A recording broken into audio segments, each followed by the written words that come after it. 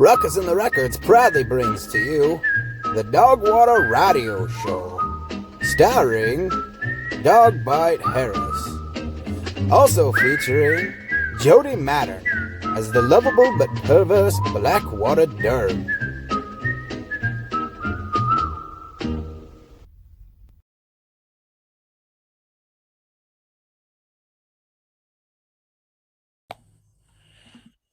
Alrighty, folks. Welcome everybody to another episode of Double Talkin with Dogbite. I got Mr. Gary Lindsey from Black Eyed Vermillion, Assjack, and Pleasure Tides. There's probably multiple other ones I don't even know. You've been around the block You for a pretty while. much got the big three, yeah.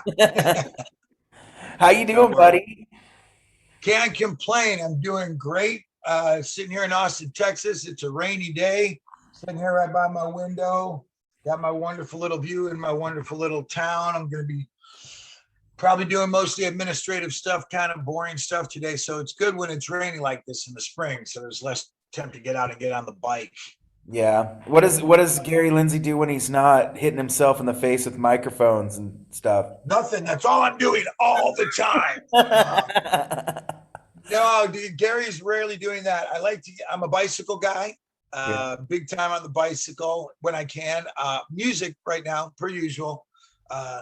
Being a daddy obviously takes the most of my time, but that's mostly it. Music. Sometimes I take a big departure from music and I'll just watch a music documentary. Ooh. So, like to really mix it up, Hey, crazy. let me ask you something real quick while we're on that topic. Have you ever watched that 3-hour documentary about Tom Petty? Yes. Fuck, Yeah. that's beautiful, isn't it? It's great. It's great. It's great when you have those that kind of I would never say I was a Tom Petty hater by any stretch, but I wouldn't have called myself really a big fan. Just, he's pop music, and that's a little outside of my wheelhouse. Once your consciousness expands into punk rock, it's just mainstream bad, But I guess after watching that, I realized I was a bit more of a fan than I knew. That was me too. Now I'm kind of a super fan. Because Yeah. I always loved the album Wildflowers that he did, but I was never too much into his other shit.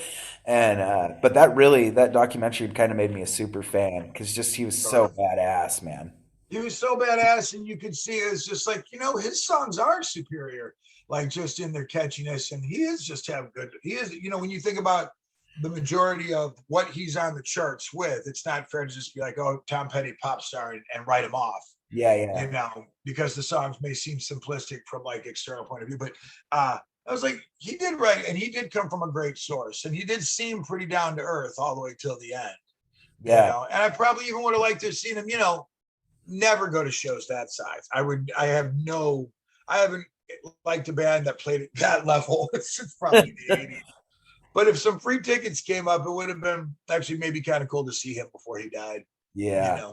For sure. But yeah, he's definitely I like it. I watch just about all of them. I'm a YouTube fanatic now. Now that I found I've always been a music documentary nut, psychopath. But now that I've gone down the YouTube rabbit hole where they just have these ones from England or just little 20-minute ones or some guy who's just an idiot who wants to talk about it. It's it never ends. It's amazing. There's so much out there. That's awesome, man. Another good one is the Rocky Erickson one. God, I can't remember. You probably know which one that one is.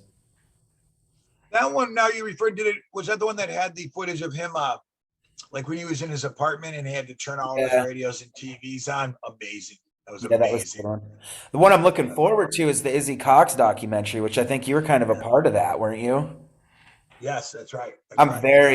Whoever is doing that is doing a beautiful job. Omar. Yeah. Yeah. I've been working with Omar. Actually, Omar and I shot a video for one of these, these new songs, one of the pandemic songs. We shot a whole video for it. Really? Omar's a good dude. He called me in at first, obviously, just because I don't know if you remember, Curtis and I produced Izzy's last record.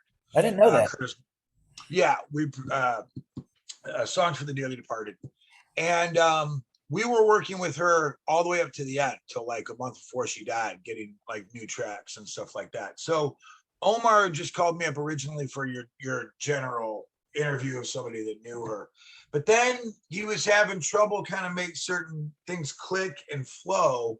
So he started calling me up and I started spending a lot of time over there with him, actually kind of helping him edit it or help it make sense or put together timelines, because it was real hard. You got to remember that a lot of these sources, are not the most reliable sources. We're talking Izzy Cox, we're not talking Mick Jagger. So it was even harder to piece together certain things. But we ended up working a lot together through it. And it was great. It was great watching it all the through. He got some really raw stuff. Yeah.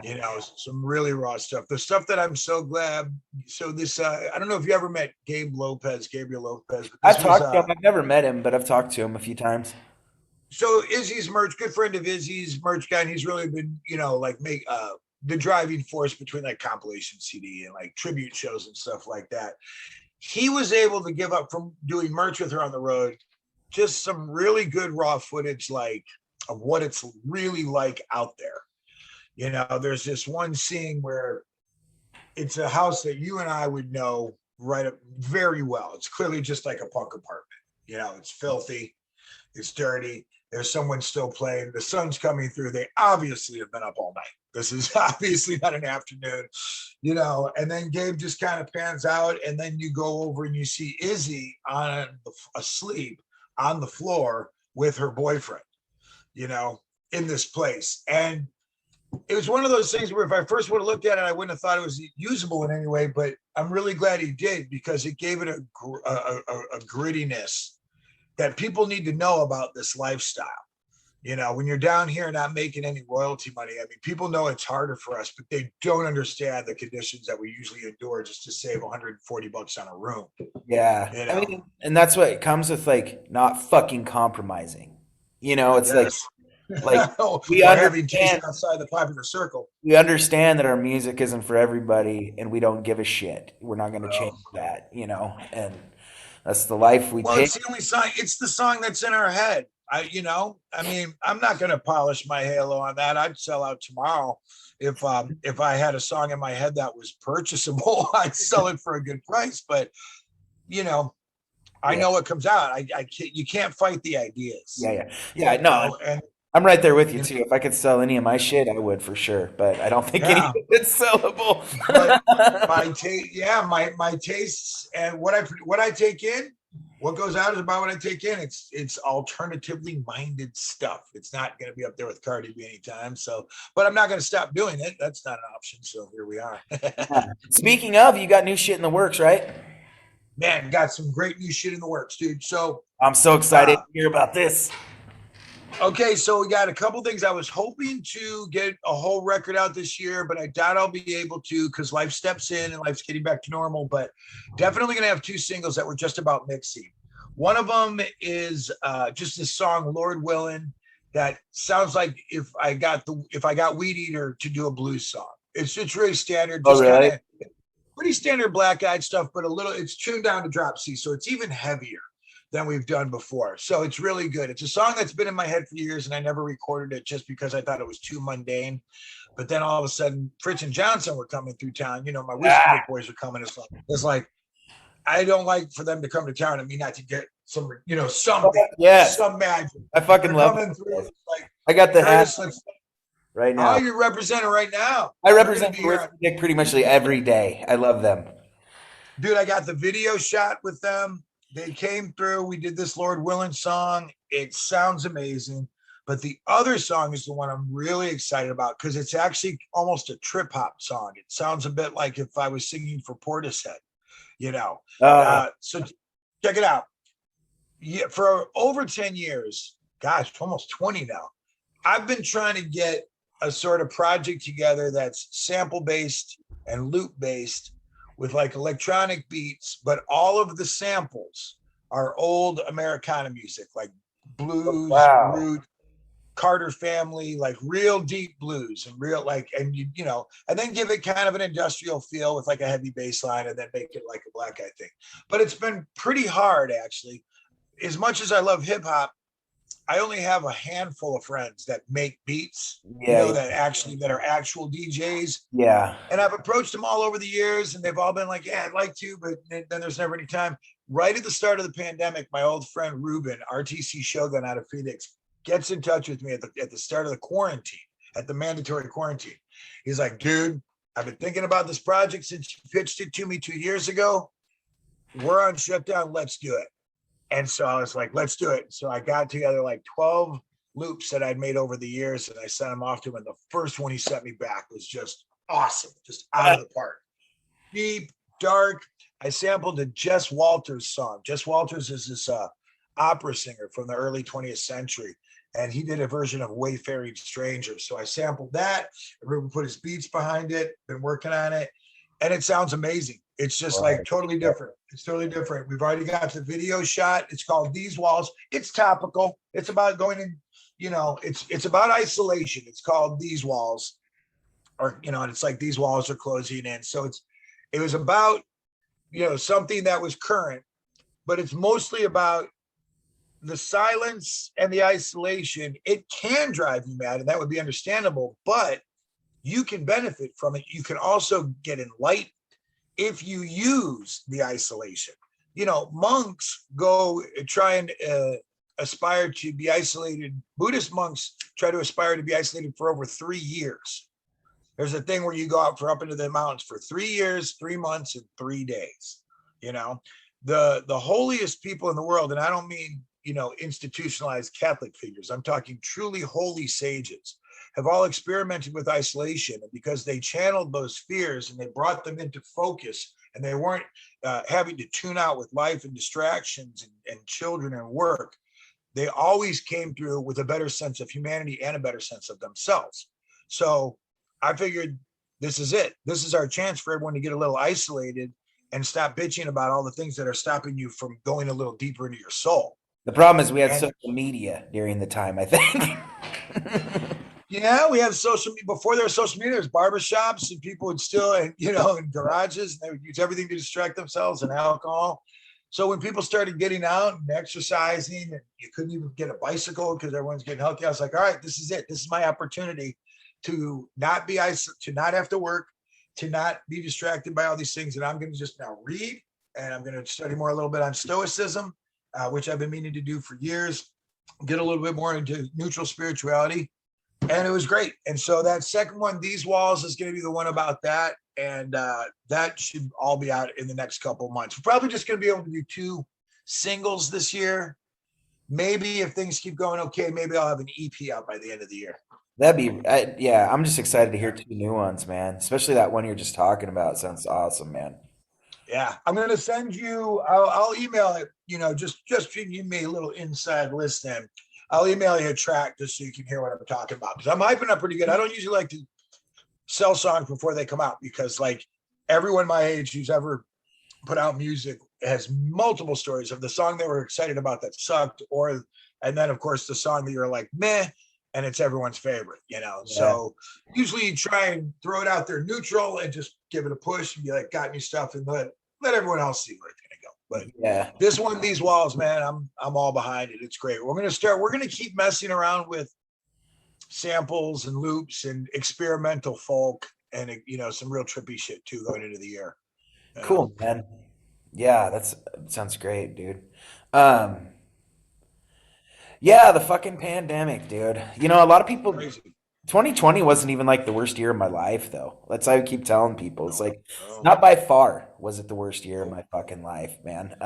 It was It was definitely different. It was bad for the world, but I'm with you, to be honest, man. All those things I just talked about, I made the most of the pandemic, and my pandemic was amazing. I mean, it was scary. I got lucky none of my family caught it. Did you lose any family members? No, I worked in it through the whole fucking deal, and I was fucking knee deep in it at work for a minute and kind of worried I was gonna get it. But luckily I didn't. But I seen some people that I worked with get it and stuff, but nothing real bad. Yeah. Actually, people I knew did, I guess, but like I was never close to them. Like a couple people I knew did die from it. Yeah. They're really old though. Yeah. Yeah, I did actually have a couple. I had an uncle, and was there another uncle, or he's just an isolate. I did have one uncle get it, but even that was not, he didn't die. He got over it. He's kind of older too. And I did have some friends get it, but as far as the major loss and suffering, I was able to dodge many bullets. and I didn't lose my place. I've been able to keep, my place and really dig in. I got back on the bike. I was able to exercise a bunch. I lost 15 more pounds, and I finally got to read a bunch of great, stuff that I've been meaning to get to. But most importantly, it's been the music. I was able to dive in and just set the place up. Now that I have this place to myself, I was able to set it up any night I wanted. Get the get the candles out, get dark, couple drinks, set up the ambiance, get out the thesaurus and really get deep into it, pop a blunt or whatever. And it was good. It was good. We're going to be benefiting from it for a long time, but I'm also not going to be able to walk away. I might start a religion too. Did I tell you about that? I think I'm going to start a religion. Yeah. It's on the side. Sign me up. Side gig. Sign me up. I think we're going to start a religion where we worship humor. All right. Or alcohol. Not really sure. It's called Church of Divine Spirits. And we're going to have spirits be the pun for like alcohol, but worshiping alcohol with our friends might not be a great idea. That could have some consequences. Probably. I feel like our friends worship alcohol enough. They probably don't need that. So, but I am actually going to start, the Pleasure Tide band that I put together so we could do the record, the Pleasure Tide, the one I did with the Inheritance. We did this first Saturday, every first Saturday. We haven't done it during the pandemic, but we had a residency for a couple of years at the Lost Well. And that's kind of grown into like a church for punks, because it's just been like, come get loose. And I'll talk about how we're at one with the universe. And, and there is a spirituality going on in all of us, even if we don't identify with any of the myths. So we don't need a myth to tell us where we come from or where we're going. Let's just be in the now with each other and with the one. Boom. Like that. Good. Get everyone up and feeling, lose the moment, live in the now, have a couple drinks. Let's get up. Let's dance. You'll feel better. Just like an old Baptist lady who goes to church. I promise. And it's been working. It's been really good. That's awesome, man. Yeah. So I think we're going to actually I'm going to start a Patreon page, and I think we're going to start the Church of Divine Spirits, and like our patron saint's going to be like Gilda Radner, and John Candy's probably a close second. He's probably Jesus, I'm serious. It's going to be like, come worship, but I could call it the Church of the Last Laugh was another idea I thought about. We could call it that, which will give good advice if anyone, once we start dying, to do it with humor. Or I was thinking about maybe calling it the Church of Toxic Positivity, because that's pretty good, because alcohol is toxic positivity for me, so there's many things to work out. I also got to get my 4 Noble Truths and my Eightfold Path. So keep him busy. Good, man. Good. So, hell yeah, man. It's great to see you, dude. Good to see you too, man. I want to get out to see you play again soon, man. You'll have to fly me out again. Yeah, pretty much. Don't plan on doing any touring, possibly ever, to be honest. Not trying to sound cryptic, but I mean, I'm 51. I did a song the other night. A friend of mine, my accordion player in the Pleasure Tide, had a CD release party, Dylan Blackthorne. And I went and I just did one song. And the next day I was just singing along in the car, and my voice was kind of cashed. Yeah. Just for one song. I honestly don't know if I could do a tour without by day 3 being pretty messed up. Yeah. I can't imagine the amount of abuse you put on your throat throughout the years, having a good time being able to tour these days. No. It's really bad, as rough as I am, just my style of singing, and also, like you said, drinking. When you go out on tour and you're at our level where it's not a lot of people, there's not going to be a lot of people. You're just at a bar. It's going to be like a honky tonk, or a dive bar. You got nowhere to go because you don't have a room. So you're just going to stay there and make the most of it. You start drinking earlier. And one of the incentives for both me and my band is like, we know we're not going to make any money, so this has to be fun. You know what I'm saying? Like when we go out, we're like, all right, let's get ourselves in the mind frame. We're a bunch of bros, we're going to come back broke. So let's treat this like a vacation, which is good. But then we start treating it like a vacation at like 3. and then the 5 or 6 friends that we do have in those cities that come out, we only see them once every few years. So then we're going to start joking and we start cackling and so we succeed in having fun, but I always throw my voice out with the socializing more than the actual singing. Yeah, you are, man. Like we stayed up, we hung out fucking hard in Seattle when you came up last time. Exactly. We Yeah, actually that's when I drank go a on little tour. bit It's of that every Hunnicutt night. tea. I Yep. actually, yeah, you actually drank a little bit of Honeycutt's pee. I missed it, but I heard about it. Oh, holy. Oh, good. Brush your teeth. That should need to market that stuff. Yeah, I don't drink anything like I used to, and I'm certainly not like a party monster Well, by I any can tell, stretch of like, not to bulldoze you over, but you look great right now compared to like how I've seen you look in the past sometimes, you know? Like you look like shit when you were on tour with Hank 3, brother. And I'm Oh not gonna yeah. beat around the bush with you Dude, on it, I man. saw I saw a picture, a video. It was some video when I was going over the Izzy Cox thing. It's when you should mention that. I was looking and there was a video because you remember she opened for a Hank 3 tour once. Oh yeah, I heard all about it. Yeah, yeah, they talk about it. She only made it like 4 days and got fired. It was amazing. But when we were watching the documentary, there was some footage of me meeting up with her and I give her a hug and it was fun. I was like, who's that fat guy? Like I did not recognize me. And then he was like, did you notice that? I was like, notice what? He's like, that was you. I was bald, shaved, and just dark circles under my eyes, and I was just like, holy moly shit. It's a good thing. Yeah, I dipped out of that while I could. But when you're on the road and you don't have to work, and again, it's the dangers of like telling yourself this has to be fun, then I'll go right back into those old habits. I'll just like that. It'll be like, I wouldn't say I would be shooting or anything like I used to, but I will be uncomfortable if I don't have a beer in my hand. Yeah. And then just You are slowly again. I know by that. 10, you get there at 6. By 10 o'clock, you've already had at least one shot with the bro came in. And then after a week of that, yeah, I can't do it, Yeah, and you probably shouldn't, Gary. You probably No, should. probably. I'd Should rather not. have you around and be able to see you play like once every 2 years and Yes. I still want to keep hitting little festivals and stuff. well, That's the other thing. now that you're talking about this, dude, I kind of want to like just fly down on a weekend when shit opens back up to see you guys at the Well, man. You should. It's a great gig. Dude. I want to be It like a really part is. of that, like sometime, and just experience it. Yep, you should. It's right there. We got, the benches are out. The day is beautiful. We'll probably have to do it outside for a while. But the vibe is totally there. And we're flirting with the idea of getting starting that back up in June. That's kind of where we're at now. Our drummer is Maria Mabra is a cancer survivor. So she's been the most.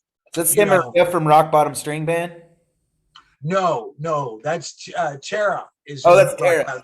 Okay. You may have heard of a band from here called Corinne Rose. That's her band. She drums and I get those two mixed up. Do they kind of look alike, or am I just little bit? I mean, not like if you stood them next to each other, you wouldn't like, oh, which is which. But if you pass by them a little bit throughout the years, you might get them mixed up. Well, they're both mixed. They're both like a mixed race. They're both beautiful. They're both on rhythm. They're both drummers, too. I think is Tara can play. Tara drummed with us when Rock Bottom backed me a couple times. She had the full kit. She's killer. Yeah, she's Maria. And they can both sing while drum, so it's real easy to get them confused. Yeah, I think Maria was in a band with Billy Cook down there for a while. Actually, she was because the first time I saw you play with Black Eyed Vermillion, she was drumming for a band with Billy Cook, which I think was the band you just mentioned. Yeah, I think Billy was in Corinne Rose, but Maria used to drum for Bob Wayne. Oh yeah. That's all right. That's the one. She did a tour with him too. Yeah. So so she is a cancer survivor. So obviously she's the one who's been the most like Kadaj, and she had concerns about getting vaccinated, not any dumb political reasons, just literally like I got to know what I have to pay close attention to what I put into my body.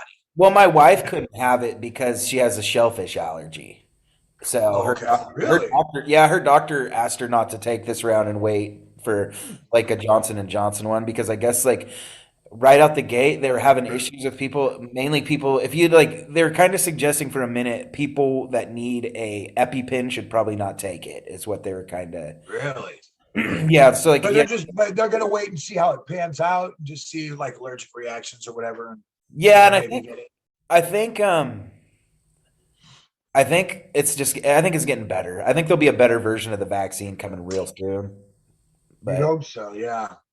And then hopefully no spikes. Yeah, that's going to be enough time for us to feel out how this thing is working, and then hopefully in June, that's the deal. And we might be kind of broadcasting some of those shows now that the world is so, you know, Zoom functional, in different ways. We might start setting up a tip jar online, and and trying to do that so we can get out to people. That's another thing. Coming out on the other side, I don't know if touring might be a thing of the past, even. So many bands, like us underground bands, like, Calamity Cubes or whatever, and us, we might just be able to be like, if we set up a Zoom and make $140 from home, we're now $140 ahead what we would have made if we went on tour when we lost money. You know what I'm saying? Like, if we just make $140, we're actually $200 ahead because we have to spend gas, no rooms, food, it's all right there, So I was definitely not feeling any of the kind of live stream or any of that stuff, from either way. I wasn't really watching many before the pandemic. I was just wasn't my thing. Didn't have a need to. And we put a couple up.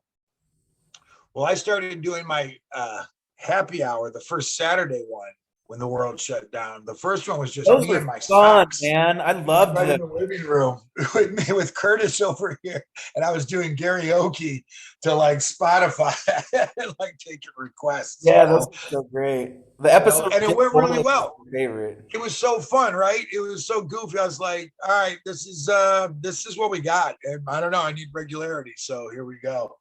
So yeah, I think once starts, we'll probably still just keep kicking out dumb videos over here. Plus, even my techno tart ass figured out how to make like the iPhone movie app. It's so easy. Even I can do it. That's how easy it is. And I might put together some goofy little, pandemic videos or some shit too while I'm at it. You should definitely bring back the happy hour when things get better, dude. I really felt like that was going somewhere. I really can't wait. Yeah. Yep. We're going to do that. We're going to link that. That's going to be a part of the religion, and we're going to treat that. And I would like to get it so the kids can make more money out of the ones that play. They usually make about 20, but it's of course a big band. It's 8 people. I, have to have as many people as possible to complicate things, right?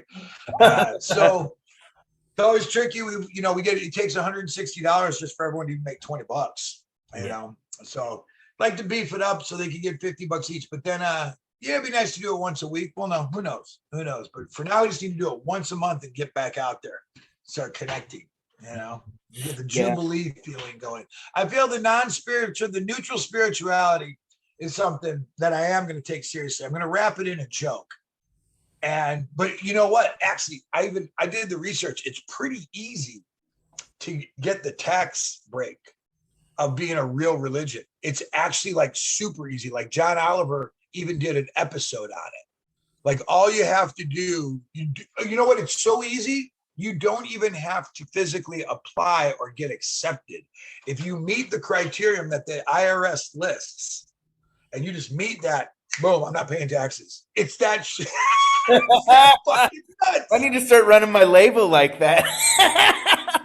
That's my point, dude. Like that was one of the things that made me think about actually making this serious. It was like, I could use kind of a tax break on some shit.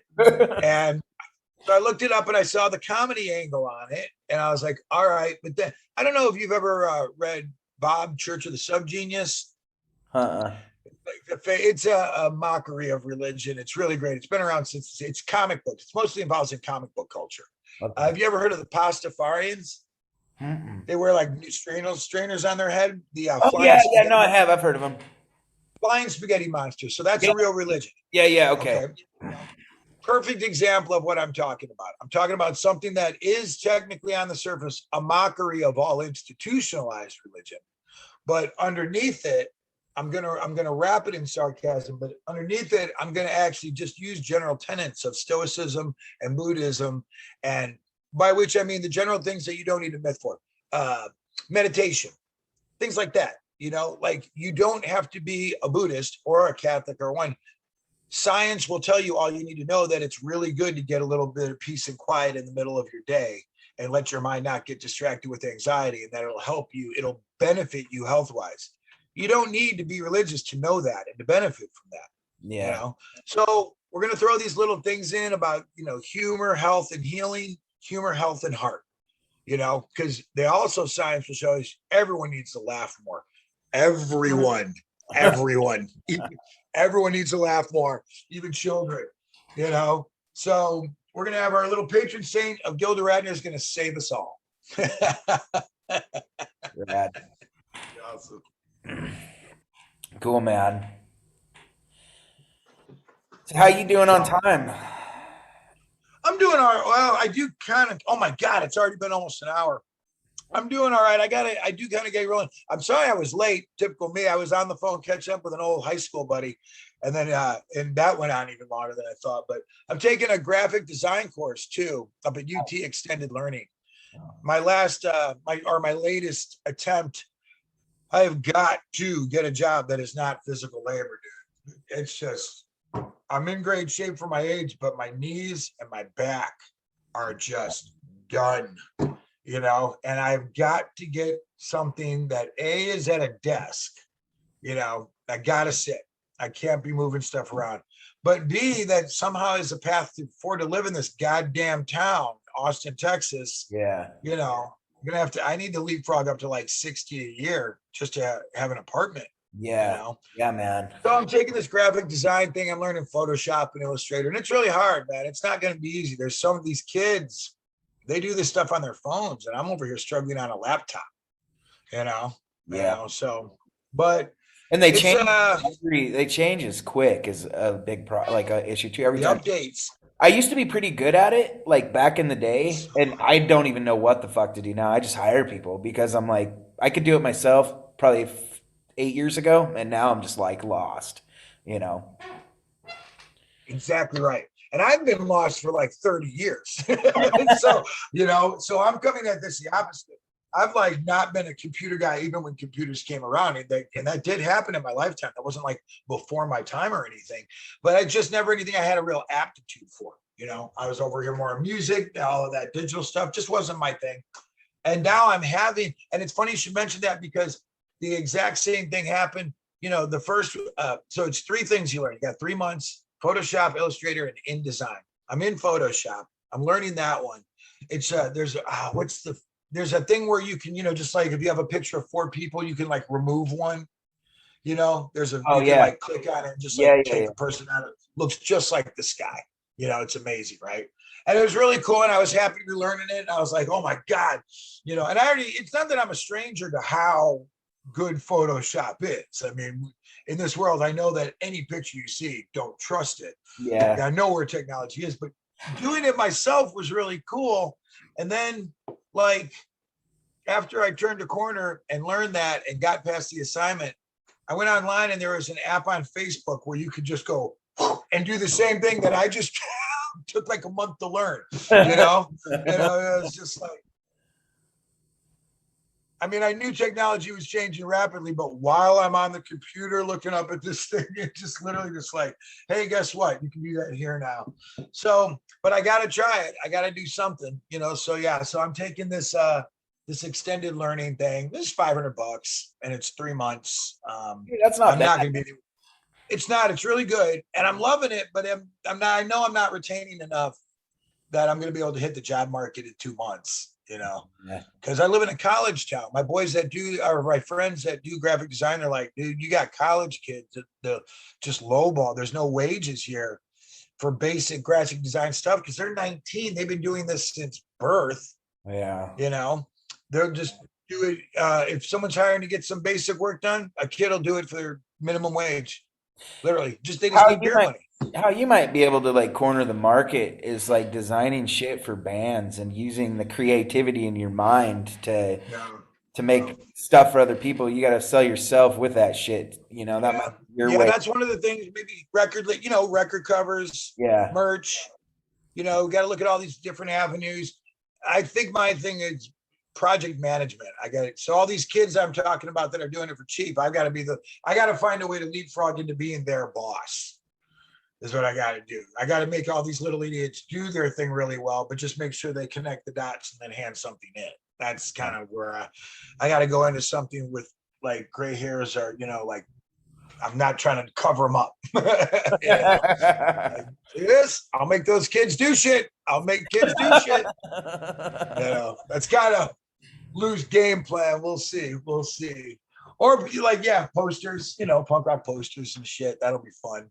A little bit of money. A lot of my friends have been doing it and have gotten into like, what's it called? Like social media management is the thing. Yeah, my buddy Lauren's into that.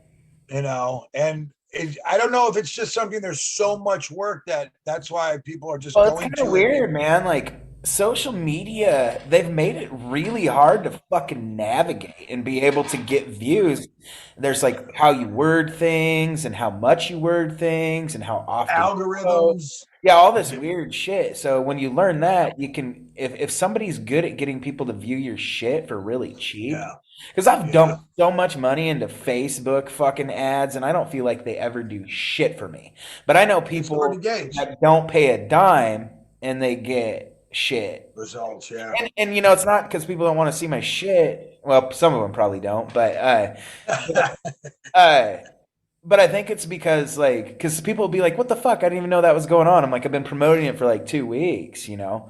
But I know, same wine, different bottle. The trick of promotion, like we would always have trouble 20 years ago in our day, getting flyers up in the right place, and then like yeah, you'd show up at a gig and there wouldn't be anyone there. You'd see like the envelope that you sent the dude still unopened with uh, your flyers in it, and like that kind of thing and shit. And it's and that what it shit would be costs money too. It's like $5 probably to send an envelope like that when you're done even with it. more. Well, the posters you had printed, and then you got to buy still Postage. bulk envelopes. Yeah. Got to make your trip down there. If you're sending out to all the, not to mention your time manually addressing everything. Mhm. And then it's 50-50 if the dude's even going to open it up and do anything. Yeah. That would be really ironic if I went into social media management, because I'm not good at it. I'm not good at it with Black Eyed, even with my own vested interest. But I am one of those people where if it was my job, if somebody paid me to do it, I'll get good at it real quick. Yeah, that's what I was thinking. Like if you were getting paid to just sit there and figure the shit out, you probably would. I'm the same way. Like I think because with my shit, I do take the time to promote. Sometimes probably too much because I really start getting pissed off. Nobody's like, I've got all this money or anxiety, I guess. Sometimes I get too far into shit and then I'm like, fuck, start looking at the how many people have clicked going to my event, and like so I start getting worried. But anyways, but I think sometimes my thing is I'm just like so strapped on time in life. I just like fucking rapid fire shit out there. I don't take my time. Like it's like Yeah. I go with a more quantity, not quality posts. I guess like like I try to myself avoid don't both. fuck on them. Yeah, Yes. Yes. Yeah. I'm the worst at promotion. I always have been. I'm the worst at letting people know. I was terrible at keeping up with flyers. Like, as long as I've been doing bands, I'm famous. I'm a scatterbrain guy. My band always cracks up. One of my classic moves is for a long time, I'd forget to make the set list. And then I went through this long phase where I always remembered it, but then I left it in my car or at home. what's the time I've worked really close with you, you had your shit together good, and we were kind of throwing you a pretty big curveball, man, when you came up to play in Seattle, and we just Yeah. fucking makeshifted that band. Like Fritz and Johnson were there, so we threw them in. Then we got Misha, and I don't think you'd ever even met Misha on the fiddle, and then we got Kevin on the bass. Like it was just random, and then we just threw you guys into a a random band practice space for a few hours and you guys gun the shit out, dude. Like, but you were like a conductor.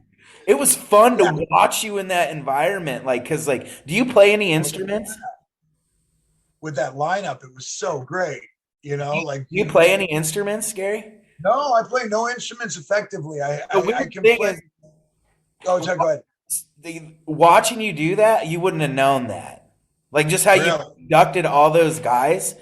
Like I was like, I wonder if Gary plays, but he just like focuses being on a front man instead of like playing tunes, you know? Because Really like, conduct.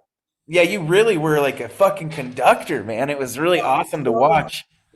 That is 100% what I do. You know, taking a book, coming from punk rock and also being a huge Captain Beefheart fan, that's another one of the ways that he influenced me is he didn't play an instrument either, you know? And, but something I learned from him is, you know, just because you don't play an instrument doesn't mean you don't have a song in your heart or a song to sing. And I've got these claw-fisted, like, arthritic joints. I swear. That, like, I know how to make a chord. I know how to make a chord on a guitar and piano, but 2 minutes into any song, and it's just like, they're numb practically, you know? So, but I've always had a rush of lyrics. Melodies are constantly in my head.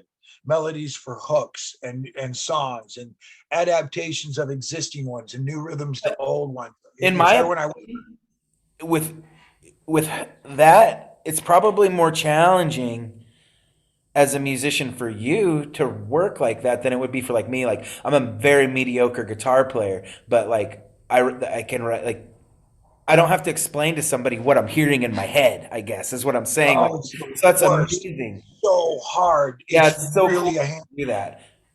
Do you feel that? Well, there's chords. Okay, so it's like there's chords that you don't like. Okay, like I just learned what a B7 was like 10 years ago. I didn't know that there were some chords that take 4 fingers. Okay, so sometimes when I hear a melody in my head and I'm trying to pound it out on the keyboard, I'm not using chords. I just have a finger. It's one note at a time. Mm-hmm. So when there's a B7 in my head, I've got no outlet for that here on the keyboard.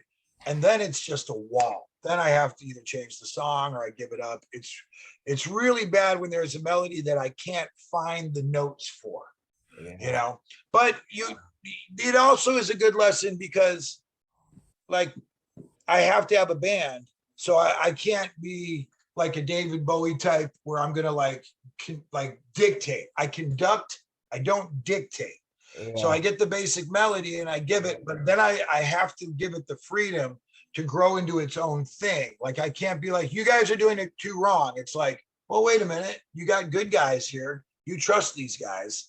You're giving them the just let them run with it. Let them do their thing. And it almost always. Question is wondering like how often you make a song and then it turns out exactly how you thought it would. So that's probably very rarely. Rarely. Yeah, that makes sense. But yeah, when you surround yourself with good people, that's kind of, I've had to accept that too a bit, you know, like Kevin and TJ play with me all the time, you know, and I gotta, sometimes like I think like their judgment's better than mine too. You know, like I'm like if Kevin thinks that fits in the song better, it probably fucking does. You know, he's that's my Curtis. That's totally my Curtis. You know, like Curtis, he's not a multi-instrumentalist like a Billy Strings, like, you know, can blow away everything, but he picks up the bass. If I need him to pick up the guitar, he can pick it up. He can pound out chords on keyboards. I think banjo, he's played around in enough to like give some things a little lushness. And you know, he's definitely one where if he disagrees with my instinct or if I'm not like, I don't know where this song's going to go, listen to him for sure, you know, because he's more musical than I actually am. You know, I'm more of just like almost a savant. I'm almost like Rain Man over here, like autistic, you know, like I've got all these things going on all the way in here, but they like getting out is just a wall after a wall. It's always weird. So I've learned in the beauty. That's why my MO for the difference between recording and playing live is I like to have almost like the Steely Dan, kind of thing. I don't know how much of a music geek you are, but Steely Dan was famous for like, they were very picky. They would have a whole band arranged with, you know, like big numbers of it, you know, like symphonies or whatever, you know, and they'd go and they'd record rather than, they were the opposite of me. They were like, nope, not wrong. Cut the whole band. We're starting from scratch. Oh shit. At one point, have a whole band come in and work the morning shift and work on a song with them. This is how indulgent they were. This was the art, the quintessential 70s band. This is why punk rock existed. When punk rock came around, they're like, too big and too bloated. Steely Dan was at the forefront of this. They're paying studio time, studio musicians, might have an ensemble of like 20 people in there. They're doing this from 9 to noon. And then that band would leave and they'd have another band come in and tackle the same song because they had to like capture something. Now, if you got the money to do that, okay. That's how the Stones were too.